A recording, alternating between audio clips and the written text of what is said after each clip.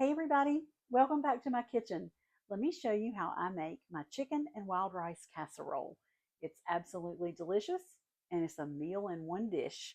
You're going to start off with a 9 by 13 Pyrex and spray that down.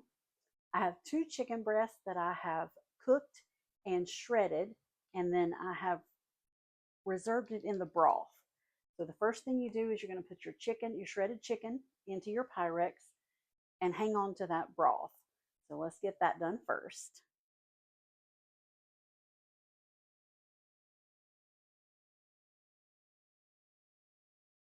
All right, once you get that added in, you want to set that aside. Preheat your oven to 350 degrees. I forgot to tell you that. All right, now you need a mixing bowl. You're going to take one package of Uncle Ben's long grain and wild rice and these little fast packs. So you want to cook it according to the instructions. One pack is 90 seconds in your microwave. So you want to go ahead and break the rice up, put it in the microwave for 90 seconds, and then we're going to put that in our mixing bowl. To that, you're going to add a can of French style green beans, and I have drained my green beans.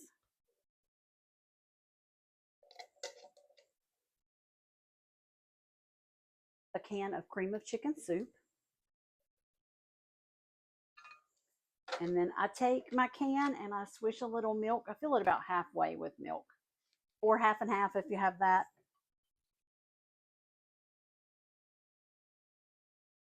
You want to swish that around your can and pour that in.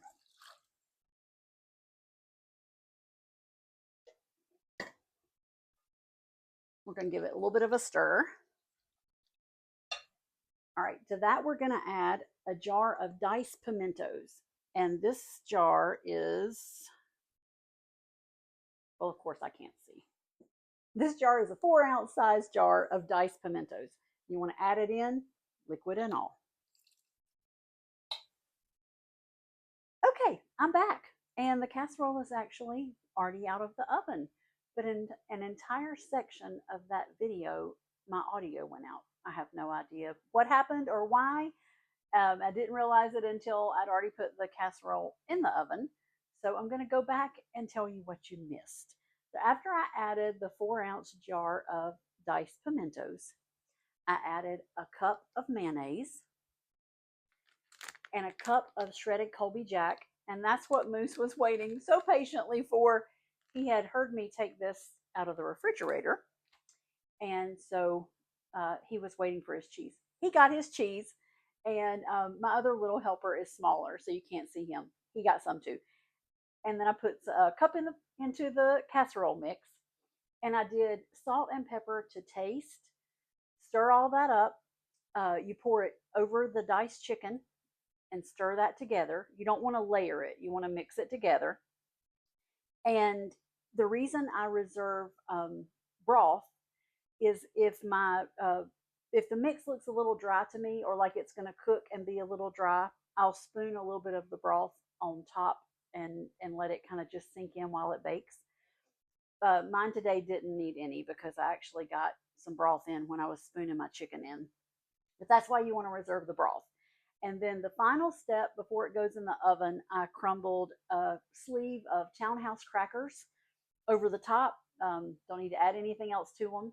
Just crumble those up, coat it on the top of it really well. It went into the oven for about 35 minutes on 350. And then now it's out. I've let it sit here for just a minute or two because it was, of course, piping hot. But now I'm going to get a taste. And this casserole is one that it does need to sit for a minute or two before you serve it and let the flavors kind of mix together well and let it cool a little bit. All right, let's see how it is.